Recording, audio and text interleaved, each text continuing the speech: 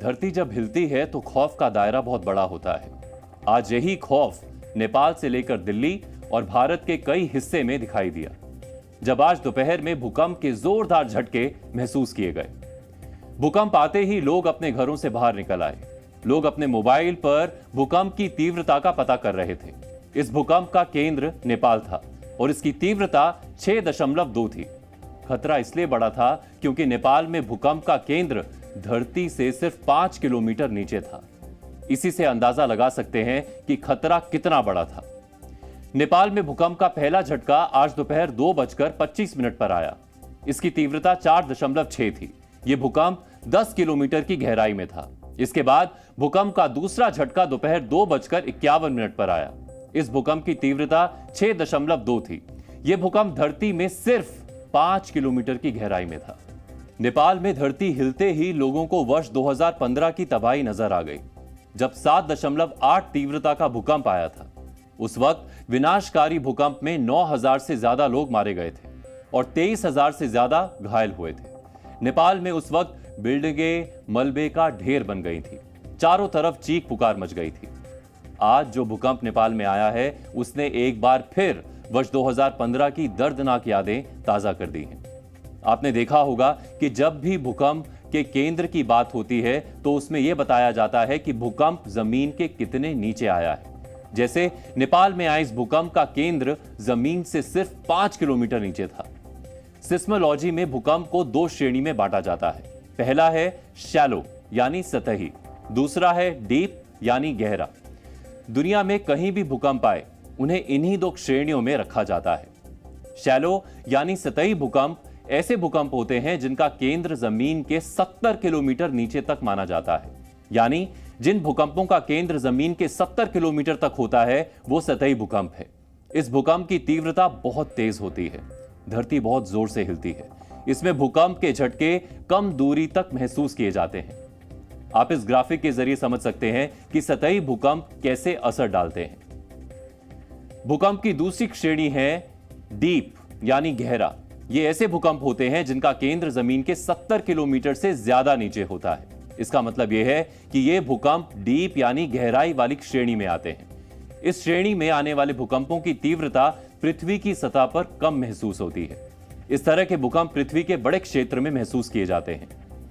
हमने आपको भूकंप की दोनों श्रेणियों के बारे में सरल शब्दों में समझाया। अब सोचिए, नेपाल में आज जो भूकंप आया है उसका केंद्र धरती से सिर्फ 5 किलोमीटर नीचे था। यानी तबाही बहुत बड़ी हो सकती थी।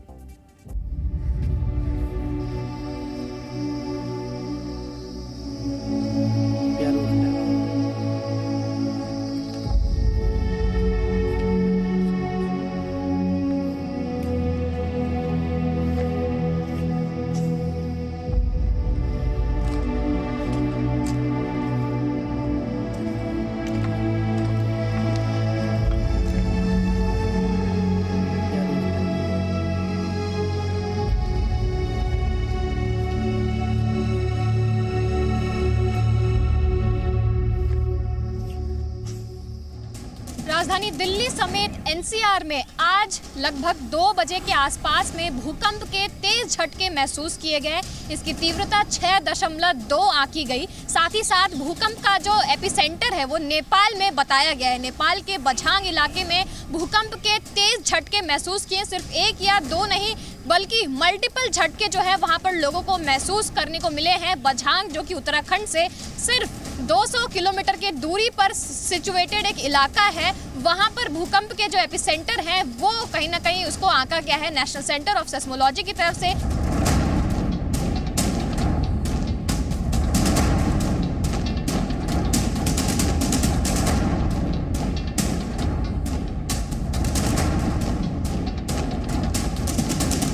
लखनऊ में जो भूकंप के झटके लगे, लोग अपने घरों से बाहर निकल आए। जो लोग अपने ऑफिसेस में थे वो बिल्डिंग से बाहर निकल आए। तमाम लोग आप देख सकते हैं यहाँ पर हजरतगंज इलाका है जहाँ पर इस वक्त हम मौजूद हैं।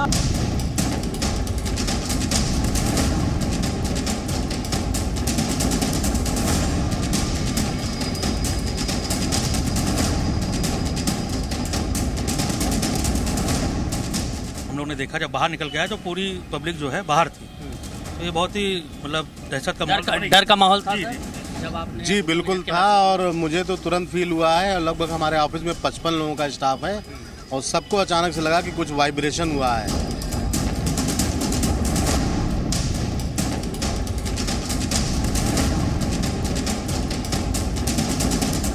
अभी एकदम ऐसा लगे जैसे कि जमीन हिल रही है।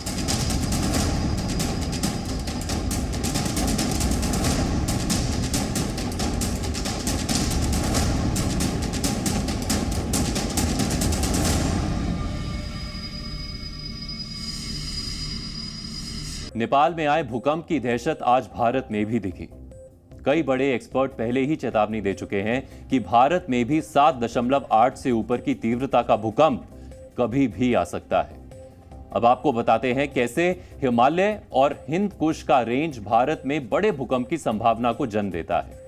दुनिया के कुछ बड़े भूकंप हिमालय के आसपास आए हैं। नेपाल का 2015 में 7.8 तीव्रता का भूकंप हो या 2005 में पीओके के मुजफ्फराबाद में 7.6 तीव्रता का भूकंप। इसी तरह 1905 में कांगड़ा में 7.8 तीव्रता का भूकंप आया था। इन सभी भूकंप की तीव्रता काफी ज्यादा थी। वैसे हिमालय रेंज में अब तक का सबसे बड़ा भूकंप 6 जून 1505 को आया था। उसके बाद से अभी तक उस तीव्रता का भूकंप नहीं आया है। लेकिन यहां एक बात समझनी होगी, उस समय भूकंप को मापने का कोई तरीका नहीं था, इसीलिए उसकी सटीक तीव्रता का कोई अंदाजा नहीं लगाया जा सकता। लेकिन जो नुकसान हुआ था उसके आधार पर उसकी तीव्रता का केवल अनुमान लगाया जाता है। बरसों से आ रहे भूकंप के आधार पर वैज्ञानिकों ने पूरे भारत को अलग अलग जोन में बांटा है और इसमें उन हिस्सों को जो हिमालय के आसपास हैं उसे सबसे ज्यादा सेंसिटिव बताया गया है। भूकंपीय जोन के मुताबिक देश का करीब 59% हिस्सा मध्यम या गंभीर भूकंप की चपेट में आ सकता है और यही सबसे बड़ी चिंता की बात है। जोन 5 भूकंप के लिहाज से सबसे ज्यादा सक्रिय और सबसे खतरनाक है। इस जोन में कश्मीर, पश्चिमी और मध्य हिमालय, उत्तर और मध्य बिहार, उत्तर पूर्व भारतीय क्षेत्र, कच्छ का रण और अंडमान निकोबार द्वीप समूह आते हैं। इस हिस्से में बड़े और विनाशकारी भूकंपों की आशंका लगातार बनी रहती है। 26 जनवरी 2001 को गुजरात के भुज में भारी भूकंप आया था जिसकी तीव्रता 7.7 थी। जोन 4 में जम्मू और कश्मीर, लद्दाख, हिमाचल प्रदेश, उत्तराखंड, सिक्किम, गंगा के मैदानों के कुछ हिस्से, उत्तरी पंजाब, पश्चिमी उत्तर प्रदेश, उत्तर बंगाल जैसे क्षेत्र आते हैं। दिल्ली भी जोन 4 में है। यह जोन भी भूकंप के लिहाज से बेहद खतरनाक है और इसमें आए भूकंप से काफी ज्यादा नुकसान होने का खतरा होता है। राजधानी दिल्ली भी जोन 4 में ही है। जोन 3 में भूकंप का खतरा मध्यम स्तर का माना जाता है। इस जोन में चेन्नई, मुंबई, बेंगलुरु, कोलकाता और भुवनेश्वर जैसे कई शहर हैं, जबकि जोन 2 में भूकंप का खतरा उससे भी कम होता है। इसमें भूकंप से कम नुकसान होने का जोखिम होता है। त्रिची, बुलंदशहर, मुरादाबाद, गोरखपुर जैसे शहर इस जोन में मौजूद हैं। जोन 1 का जिक्र इसलिए नहीं होता क्योंकि इस जोन में भूकंप की संभावना नहीं के बराबर होती है, इसीलिए अब इस जोन को नहीं दिखाया जाता है। इससे आपको समझ आ गया होगा कि कैसे भारत का एक बड़ा हिस्सा भूकंप के बड़े खतरे से घिरा हुआ है और इसीलिए आने वाले भूकंप को लेकर चेतावनी दी जा रही है।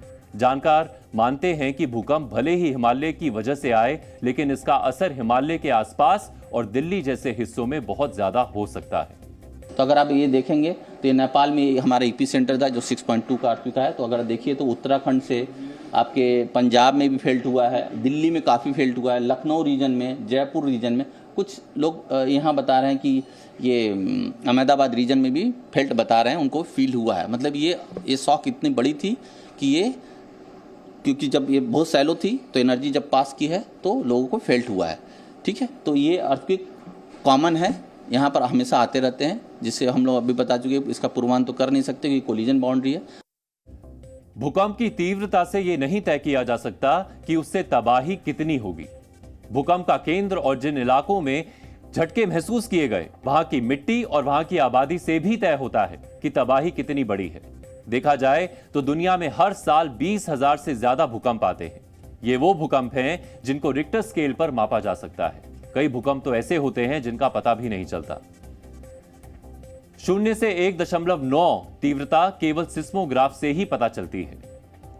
2 से 2.9 रिक्टर स्केल पर हल्का कंपन होता है जिसका पता भी नहीं चलता। 3 से 3.9 रिक्टर स्केल पर व्यक्ति को कंपन महसूस होती है। 4 से 4.9 रिक्टर स्केल पर खिड़कियों के शीशे चटक सकते हैं, दीवारों पर टंगी चीजें गिर सकती हैं।